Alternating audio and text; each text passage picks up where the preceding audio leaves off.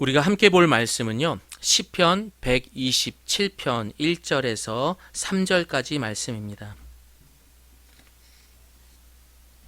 짧은 구절이니까 우리 한 목소리로 세 구절을 합독하도록 하겠습니다. 여호와께서 집을 세우지 아니하시면 세우는 자의 수고가 헛되며 여호와께서 성을 지키지 아니하시면 파수꾼의 깨어 있음이 헛되도다. 너희가 일찍이 일어나고 늦게 누우며 수고의 떡을 먹음이 헛되도다. 그러므로 여호와께서 그의 사랑하시는 자에게는 잠을 주시는도다. 보라, 자식들은 여호와의 기업이요 태의 열매는 그의 상급이로다. 아멘. 네. 지난 한 주 우리는 감사를 나이만큼 한번 적어보자라고 이야기를 했습니다. 어떻게 적어보셨습니까? 예, 저희 가족들에게는 엄청나게 강요를 했었습니다. 그렇게 우리가 감사를 할 수 있다라는 것은 결국 우리의 지난 한 해에 지었던 모든 죄, 하나님의 마음을 아프게 했던 그 죄들을 용서받고 또 그것에 대한 열매가 감사이기 때문에 감사로 마무리하자라는 이야기를 나누었습니다. 아직 안 하셨다면 아직 시간이 있습니다. 꼭 그렇게 회개하시고 감사로 마무리 잘 하시기를 바랍니다. 이렇게 가는 해를 감사로 마무리했으면은 이제 2021년 오는 해는 과연 우리가 무엇에 가장 최선을 다하고 열심히 준비해야 될지 오늘 주시는 말씀을 통해서 함께 나눠보도록 하겠습니다. 미국의 스크랜턴 대학에서 따르면은 사람들이 한 해를 시작하면서 가장 많이 결심하는 것 중에 하나가 이 10가지를 그림이 보시는 것처럼 다이어트하기, 정리정돈하기, 저축하기, 취미 활동, 몸 키우기, 담배를 끊기, 그리고 연애 해보기, 그리고 가족들과 시간을 보내기 등등 해서 한 10가지 정도를 이렇게 준비를 해서 결심을 한다라고 통계가 나왔습니다. 그런데 여러분, 작심 3일이라고 했나요? 결심의 유지는 사실상 점차적으로 줄어들 수밖에 없습니다. 그런데 이 대학에서 나왔던 그 통계를 보게 되면은 첫 주 동안에 이렇게 결심을 하고 그렇게 실천하는 사람이 한 75% 정도 된다라고 합니다. 결론만 이야기하면은 결과적으로 1년 동안 이 모든 것들을 결심하고 실천하고 목표를 달성할 수 있는 사람들은 8% 미만에 불과하다라는 결과가 나왔습니다. 따지고 보면은 모두들 이루고 싶은 그런 결심일 텐데 왜 8%의 사람들만 이 목표를 이룰 수 있을까요? 이것을 곰곰이 생각해보고 또한 우리가 나온 이 결과의 자료들을 생각해보고 나온 자료들을 보게 된다면 알 수가 있는데요. 그러니까 우리가 잘못되고 또 고쳐야 할 것에 대해서 분명히 알고 있답니다. 그래서 새해 이것을 고치고 싶어서 결심을 하고 실천을 하는데 문제는 지난 과거에 내가 가지고 있었던 굳어진 습관, 바로 이 굳어진 습관으로 말미암아 우리가 제자리로 돌아가고 하는 그 에너지가 더 많기 때문에 포기하는 사람들이 더 많다라는 것입니다. 그리고 더 중요한 것은 우리가 가장 관심 있는 바로 이 자녀들의 미래가 이 가정에 있는 이 자녀가 이런 문제로 인하여서 영향을 받는다라는 것입니다. 다시 말해서 우리 굳어진 그 습관들, 이 습관들이 어디에서 가장 영향을 많이 받느냐? 바로 가정이라는 것입니다. 그리고 방금 말씀드렸던 것처럼 이 자녀들의 미래가 결국 이 가정에 영향을 가장 많이 받는다라는 것을 알 수 있었습니다. 여러분 혹시 엄치나 엄칠딸, 엄친딸 이런 이야기 들어보셨죠? 이건 줄임말입니다. 엄마 친구의 딸, 엄마 친구의 아들. 이를테면 조건을 갖춘 완벽한 여자나 남자를 은유로 사용하는 말입니다. 그런데 제가 이 이야기를 하는 것은 최근 이런 엄친아, 엄친딸에 대한 이런 붐이 일어날 때 교육학자들의 말에 의하면은요, 성적에 가장 영향을 많이 미치는 것은 바로 가정 환경에 의해서 좌우가 된다라는 그런 이야기가 나왔습니다. 특히 요즘 어떻습니까? 이 코로나19로 인해서 모든 학업의 환경이 사실상 셧다운 됐습니다. 어지럽습니다. 혼란스럽습니다. 학부모뿐만이 아니라 학생들이 가장 힘들 것입니다. 그런데 분명히 지금 우리가 들었던 이 이야기대로라면은 교육학자들이 말한 대로 가정 환경만 바꿀 수 있다면 아이들의 성적이 오를 수 있다? 그렇다면 어쩌면 이 코로나19가 어쩌면은 우리가 살아가고 있는 이 세상에 요즘 어떻습니까? 사교육이면 어떻게 보면 다 될 수 있는 그런 교육 환경에 있지 않습니까? 그러나 우리가 이 가정 환경을 좀 바꿀 수 있다면은 우리의 아이의 성적을 올릴 수 있는 기회가 되지 않을까라는 생각도 들었습니다.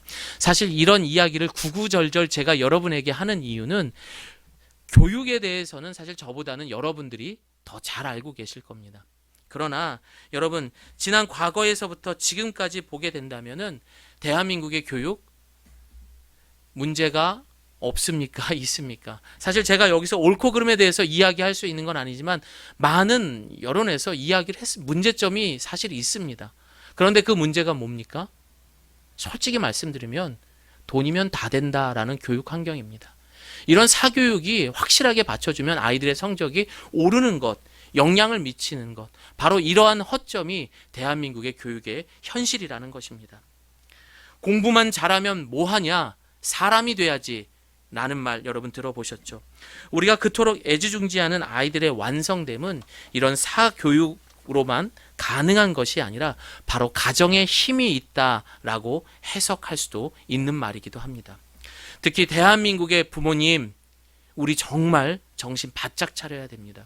설교를 준비하면서도 아이를 키우는 부모 입장에서도 정신 정말 바짝 차려야겠더라고요. 아이들이 이제 나설 데가 없습니다. 함께 모일 수 있는 그런 것들이 제약받고 있어요. 이럴수록 우리 부모님들이 돈이면 다 된다라는 그런 현실적인 부분에서 조금만 영향을 받게 된다면 우리 아이의 미래는 어떻게 될까요? 그래서 우리 부모님들은 정말로 정신 바짝 차리고 우리의 가정을 살필 수 있기를 바랍니다. 저를 따라해 보겠습니다. 부모가 먼저 성장해야 자녀가 행복하다. 여러분 이 말 명심하시고 꼭 내가 먼저 무엇이 우선순위인지 올 한해 찾아보시기를 바랍니다. 젊은 베르테르의 슬픔으로 유명한 괴테가 임금이든 백성이든 자기 가정의 평화를 찾는 자가 가장 행복한 인간이다 라고 말을 했습니다. 여러분 이 말은 가정이 그만큼 중요하고 가장 정답이 될 수 있다라는 말로 해석할 수 있겠죠. 이미 대한민국에 있는 어린아이들, 우리의 자녀들은요, 지금 한참 자라고 있는 그 아이들은요, 우리가 생각하는 것 이상으로 빠르게 세상을 잘 읽어가고 있고요, 숙지하고 있습니다. 그만큼 세상이 변했거든요. 우리 때랑은 다릅니다. 이미 변해버린 우리 아이들의 뇌구조에는 여유보다는 생존이라는 것이 그 구조에 박혀 있습니다. 또한 그 뇌 속에는 비교와 경쟁이라는 구조가 아주 치밀하게 박혀 있습니다.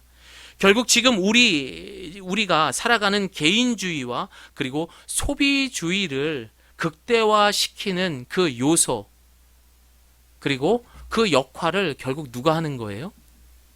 우리 아이들이 하게 되는 거예요. 왜요? 그들의 머릿속에 이런 경쟁, 비교 이런 것만 들어있으니까요. 결국 이렇게 되면 무엇이 문제가 될까요? 가정입니다, 여러분. 30년 전 초등학교를 다닐 때만 해도 저는 사회 시간에 대가족 제도에서 이제 핵가족으로, 소가족으로 바뀐다라는 내용을 배웠던 것 같아요. 그러나 지금은 어떻습니까? 정부에서 점점 출산율이 적어지면서 이제는 핵가족이 아니라 개개인이 돼버린 이 세상에서는 여러 가지 그런 방안들을 제시하고 무료로 상담까지 하면서 어떻게든 이것을 지금 막아보려고 하는 그런 시대에 우리는 살아가고 있습니다. 이건 왜 그럴까요? 결국 이 가정을 설계한 설계자의 생각이 빠졌기 때문에 불안하게 만들어져 가고 있다라는 것입니다. 아무리 전문가가 나와서 이렇고 저렇고 이야기하면 무엇을 하겠습니까? 더 솔직히 말하면 우리 머릿속에 어린아이부터 박혀있는 그 뇌구조 속에 박혀있는 생각 때문에 무엇이 잘못된 것조차도 알지 못하는데 어떤 방안이나 도움이 될 수 있을까요? 그래서 성경은 우리에게 말합니다. 여호와 하나님을 다시 가정의 건축가로 세우라라고 우리에게 말하고 있습니다. 그분의 말씀에 따라 가정의 시작의 목적, 그리고 가정에서 만들어진 우리의 성품과 습관을 바꾸고 실천해야 할 것입니다. 현대 가정의 모든 비극과 그리고 이 출발점은 우리가 잘 알고 있는 아담과 하와를 통해 가정을 세우신 건축자 되시는 바로 이 하나님을 에덴 동산에서 추방했을 때부터입니다. 하나님께서 이 세상을 창조하실 때 마지막 날 어떻게 하셨죠? 하나님의 형상을 닮은 인간, 그러니까 남자와 여자를 지으시고 그들을 부부라 말하면서 이 세상의 가장 기초가 되는, 그렇죠, 바로 가정을 세우시게 됩니다. 우리 창세기 2장 24절 함께 읽습니다. 시작. 이러므로 남자가 부모를 떠나 그의 아내와 합하여 둘이 한 몸을 이룰지로다. 즉 하나님의 창조의 완성은 가정과 함께 완성된 것이라고 말할 수가 있는 것이에요. 이런 모든 창조의 마지막 인간, 그리고 그 가정은 완성품에 가까운 거예요. 흠이 없는 거다라고 볼 수 있는 것입니다. 그리고 하나가 돼야 되는 것입니다. 자, 그리고 에베소서 4장 24절 또 함께 읽어봅니다. 하나님을 따라 의와 진리의 거룩함으로 지으심을 받은 새 사람을 입으라는 것입니다. 그러므로 여러분은 거짓을 버리고 각자 자기 이웃과 더불어 진실을 말하십시오. 왜냐하면 우리가 서로 한 몸의 지체들이기 때문입니다. 아멘. 그래서 우리 가정은 창세 때 흠이 없는 최초의 모습으로, 하나의 모습으로 돌아가야 하는 것입니다. 가정의 모습이 결국 나의 인생의 작은 축소판이 될 수 있습니다. 오늘 이 시간 하나님의 창조의 마지막 완성이었던 가정에 주님을 초대하시기를 바랍니다. 그리고 여러분 새롭게 시작할 수 있는 2021년이 되시기를 소망합니다. 오늘 우리가 함께 묵상하는 이 127편은요, 시편의 많은 150편의 이 시들 중에서 솔로몬이 지은 유일한 두 편의 시 중에 하나인 것입니다. 72편과 오늘 본문 127편. 그리고 오늘 본문의 이 시의 기본적인 관심은 가정을 세우는 것, 누구를 통해서요? 하나님이 건축자가 되어서입니다. 성경에서 집을 세우다의 의미는 어떤 해석을 할 수 있느냐? 나라를 세운다, 국가를 세운다, 혹은 나의 삶을, 인생을 세운다라고 해석을 할 수 있습니다. 저를 따라해 보겠습니다. 가정을 세운다는 것은 인생을 세우는 것이다. 네. 그래서 어떻게 하면 우리의 가정을 견고하게 세울 수 있는지에 대한 이야기도 되지만 우리의 인생을 어떻게 건축하는지에 대한 지혜를 오늘 시를 통해서 우리에게 나누고 함께 이렇게 보고자 합니다. 성경에서 건축하면은 솔로몬입니다. 그렇죠, 여러분? 어떻습니까? 이 성경을 보면 솔로몬은 그 건축에 대한 업적이 엄청나게 나와 있어요. 정말 자세하게 어떻게 지었는지. 성전을 7년이나 지어봤고요. 그리고 왕궁을 13년 동안 지어본 사람입니다. 그래서일까요?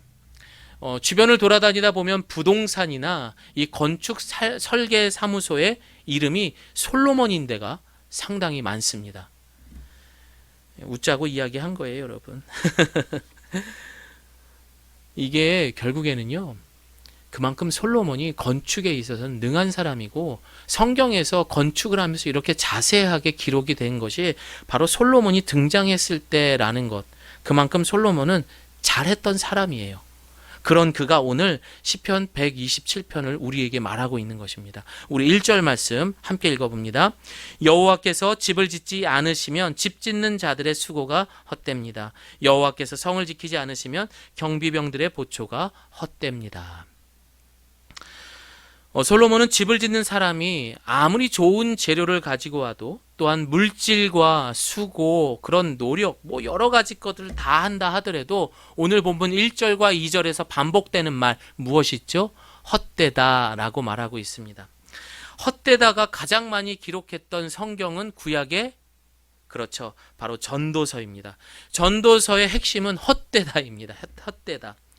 이 뜻은 히브리어로 헤벨이라고 말하는데 소량의 바람, 그리고 수증기, 이런 뜻을 담고 있습니다. 영어로 말하면 무의미하다라고 번역을 할 수 있는 히브리어 헤벨.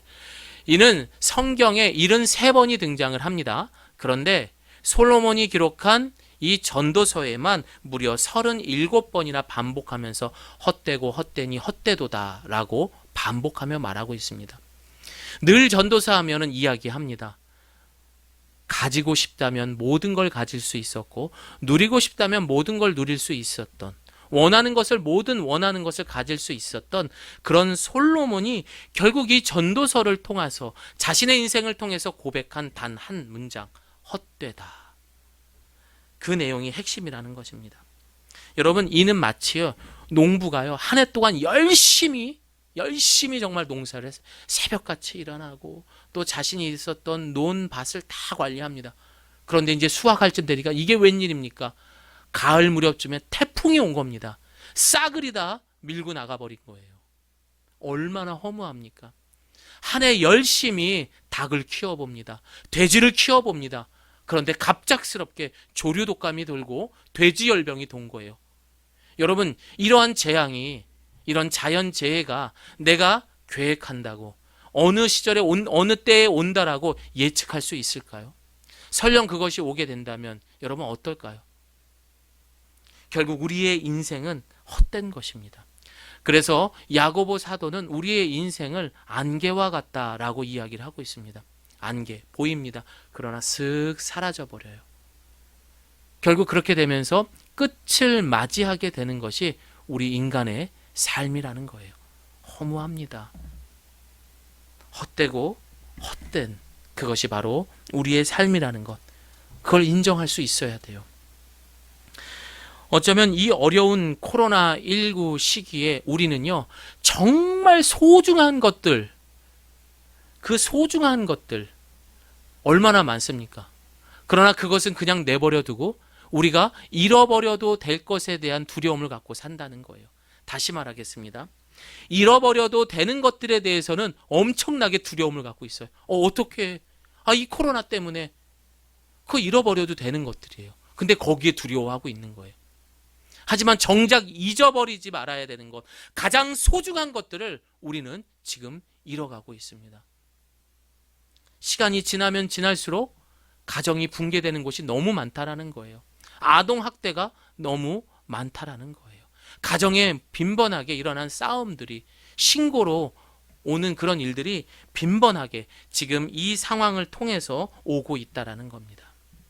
사랑하는 우리 예가교회 성도 여러분, 우리는 밝아오는 새해, 이 오는 해에 우리가 가장 소중하게 생각해야 되는 것, 절대 잃어버리지 말아야 하는 이 소중한 가정을 다시 한번 하나님을 초대하면서 세울 수 있는 그런 저와 여러분들이 되시기를 소망합니다. 아이가 태어나면서 가장 먼저 보고 듣고 느끼는 것은 부모입니다, 여러분. 아이가 태어났어요. 그런데 우리 아버지는 늘 나를 보면서 웃어주는 거예요. 그리고 우리 아버지는 아침에 일어나자마자 맨손 체조를 하고 밖에 운동을 하러 다니시는 거예요.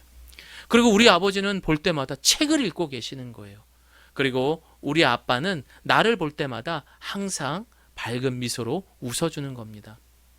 힘들 때면 우리 어머님은 잔소리를 하기보다는 나를 안아주십니다. 그리고 내가 자는 것 같지만 늘 방에 들어와서 내 머리에 손을 대고 우리 엄마는 나를 위해 기도해 주십니다. 여러분, 이 모습을 태어나서 어른이 될 때까지 자란 이 아이가 어른이 되면 어떻게 될까요? 이 아이는 아침에 일찍 일어나는 부지런한 아이가 될 것입니다. 부모님이 책을 많이 읽으니까 나도 읽어야 되는가 보다. 이 아이는 책을 많이 읽을 수밖에 없고, 책을 많이 읽는 아이는 공부를 잘한다고 하죠. 공부 잘하겠죠. 그리고 우리 엄마는 아침마다 아침을 꼭 챙겨주셔요. 아침밥을 늘 잘 먹고 다니는 아이다 보니까 아침을 꼭 챙겨 먹으니까 건강할 수밖에 없는 거예요. 그리고 주의를 어기지 않고 기도하는 습관들이 몸에 배어 있다 보니까 그 아이는 그 모습 그대로 살아가게 되는 것입니다. 하지만 우리 아빠는 화가 날 때마다 나가서 담배를 태우십니다. 우리 아빠는 잠이 안 오면 나가셔서 술을 사오셔서 술을 한 잔씩 드십니다. 우리 엄마는 화가 날 때마다 저녁마다 이만한 대접에다 밥을 퍼놓고 비빔밥을 해서 드십니다. 또 우리 아빠 엄마는 화가 나면은 서로 하지 말아야 할 말들을 크게 언성을 내면서 다투며 싸우게 됩니다. 여러분, 이러한 모습을 보고 자란 아이들은 어떻게 될까요? 네, 담배를 피울 수밖에 없습니다. 그리고 술을 마실 수밖에 없고 나쁜 말들을 할 수밖에 없고 늘 화가 가득 찬 아이가 될 수밖에 없는 것입니다. 돈밖에 모르는 그런 부모의 경쟁 구도 속에 살아간다면 이 아이도 그 뇌 구조 속에는 늘 생존이라는 것, 그리고 경쟁이라는 그 뇌 구조 속에 이 아이는 그 소중한 삶을 시작할 수밖에 없는 거예요. 그러나 처음 이야기했던 것처럼 우리 부모님의 그런 모습이 바른 모습이라면은 이 아이에게 있어서 특별한 사교육 없이도 우리 아이는 정말로 바른 아이로 자랄 수 있는 것입니다. 이처럼 우리의 가정은 우리의 미래의 축소판을 보여주는 것입니다. 결국 그 부모의 모습을 통해서 아이의 모습을 볼 수 있고 그 아이의 모습을 통해서 미래를 볼 수 있는 것입니다. 물론 그 아이들 중에서는 일찍 출가해서 경제적으로 자리를 잡은 아이들도 있습니다. 그러나 어린 시절부터 그런 부모로부터 받은 여러 가지 좋지 않은 상처와 아픔이 있다면 결국 덧날 수밖에 없더라고요. 그리고 그것은 문제가 되어서 이런 모습들은 정신과에서 말하는 우울증과 관련한 정신질환의 원인이 되는 것입니다. 여러분, 그래서 가정이 중요하다는 겁니다. 그래서 우리는 이 가정을 처음 흠이 없이 설계하시고 그리고 건축하시는 하나님이 우리 가정을 새롭게 세우셔야 하는 것입니다. 우리 마태복음 7장 말씀 함께 읽어봅니다. 시작.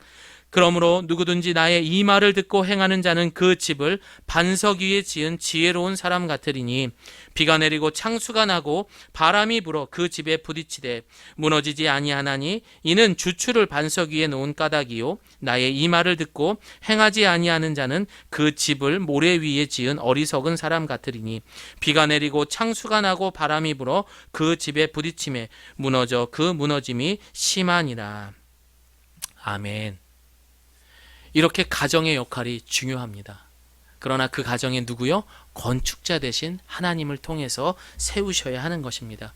그 하나님의 역할은 여기서만 끝나는 것이 아닙니다. 2절 후반절을 보니까요, 여호와께서는 사랑하시는 사람들에게 잠도 주신다라고 말을 하고 있습니다. 여러분, 잠이라는 것이 어떤 의미를 갖고 있을까요? 이 잠이라는 것은 안식을 의미하는 것입니다. 하루 동안 우리가 정말 수고했습니다. 정말 열심히 하루를 살아왔습니다. 그런 노력의 한계를 어쩌면은 인정하고 그리고 그것을 우리가 마무리로 하는 것을 잠이다라고 말할 수 있습니다. 열심히 다름질하다가 우리가 잠자리에 들면 어떻습니까? 모든 기능들이 올스탑이 되는 거예요. 잠자는 동안 여러분들이 할 수 있는 게 뭐가 있습니까? 숨 쉬는 것, 심장 뛰는 것, 혈액이 도는 것, 여러분 마음대로 할 수 있습니까? 어떤 사람은 잠잘 때 어버가도 모른다고 하잖아요. 그만큼 우리는요, 잠잘 때 아무것도 할 수 없어요. 그럼 그 시간 동안 그 잠을 주시는 하나님은 그 시간 동안 우리를 함께 하시는 거예요. 그러니까 우리는 아침에 일어났을 때 하나님 정말 감사합니다라고 하셔야 하는 겁니다.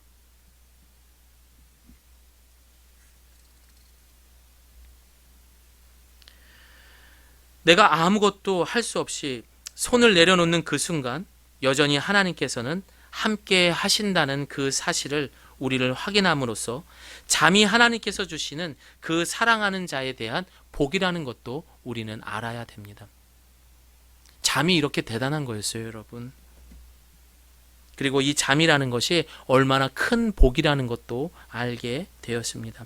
그래서 예수님께서는 우리에게 말합니다. 한날 괴로움은 그날의 족하다. 그래서 사랑하는 그 백성들에게 하나님이 잠을 주시는 것 같아요. 그날에 힘들었던 모든 것들, 얘야 그날로 족해라. 그리고 내가 너에게 잠을 줄게. 아무것도 생각하지 말고 푹 자. 마태복음 11장 28절에 보면 수고하고 무거운 짐진 자들아 다 내게로 오라. 내가 너희를 쉬게 하리라. 무거운 짐진 자들아 다 내게로 오라라고 말씀하십니다. 사랑하는 성도 여러분, 그 가정에 우리 하나님께서는 사랑하는 그 가정에 잠도 주신다고 합니다. 혹 우리 중에 불면증이 있다면은 여러분 다시 한번 우리 안에 그 하나님을 초대할 수 있기를 소망합니다. 가정에서 우리는 잠을 자는 유일한 안식처, 쉼을 얻을 수 있는 그런 공간이라는 것. 이것을 다시 한번 생각하면서 올 한해 내가 잠을 많이 못 잤는데 라고 생각한다면 뒤돌아보시고 오늘 말씀을 통해서 새롭게 잠에 대한 은혜를 깨닫는 저와 여러분 되기를 바랍니다. 요즘 우리 부모님들은요, 어떻게 해서든 우리 자녀들에게 사랑을 주고 또 이런 가정 교육에 관한 학교에서나 다른 곳에서 배우지 못하는 것들을 사실상 학습해야 하는 것이 부모의 역할인 거예요. 그렇잖아요, 여러분. 그런데 여러분 어떻습니까? 이 아이들이 이런 경쟁 구조의 그런 뇌 구조를 가진 걸 가만히 보면 부모의 역할이 큰 게, 이 부모님들이 세상을 살면서 자신이 후회하고 억울했던 것, 그리고 보상받아야 돼야 하는 것들을 우리 자녀들에게 이것을 보상을 해주고 싶은 심리가 강하다라는 거죠.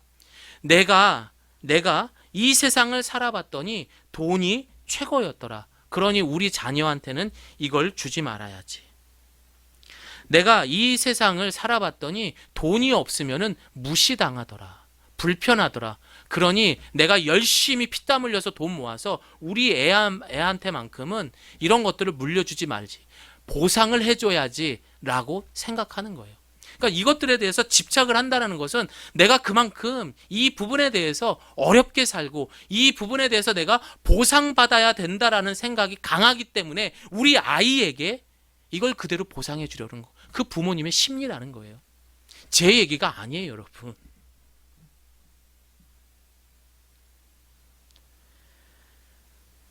주변에 돈이 정말 많은 분이 있는데 우리가 상상할 수 없는 부동산과 그런 금액이더라고요. 그런데 이거를 자녀에게 그러니까 이거 주기 위해서는 엄청난 세금을 물어야 돼요. 상상할 수 없는 세금을 물려야 돼요.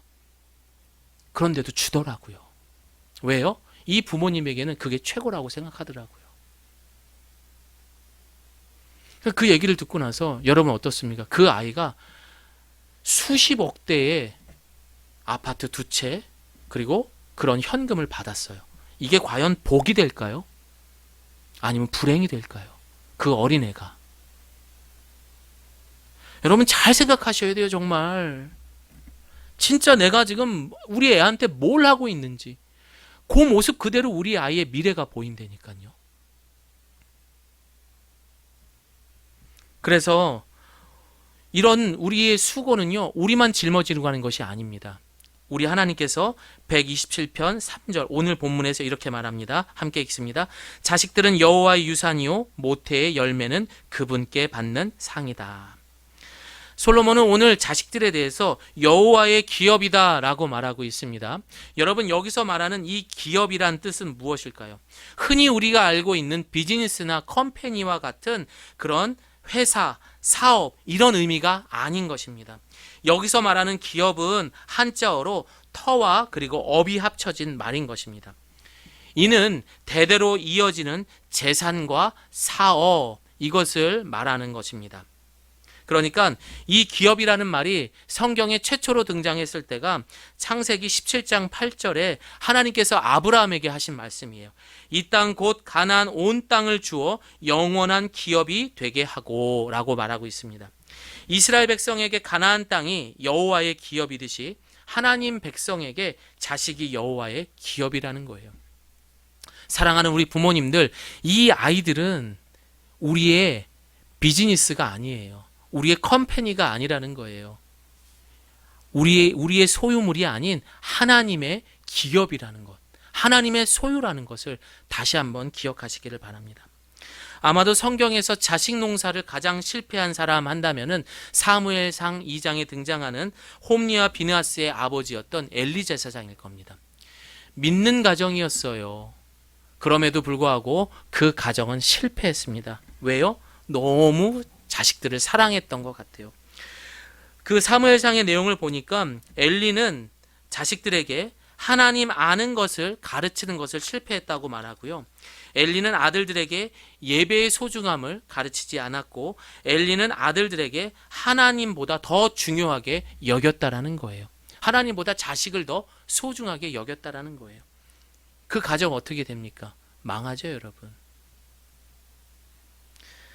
이 본문을 가만히 생각하면서 이런 생각이 들더라고요. 아니, 어느 누가 우리 새끼들 귀하다, 소중하다 생각 안 하는 부모가 있겠습니까?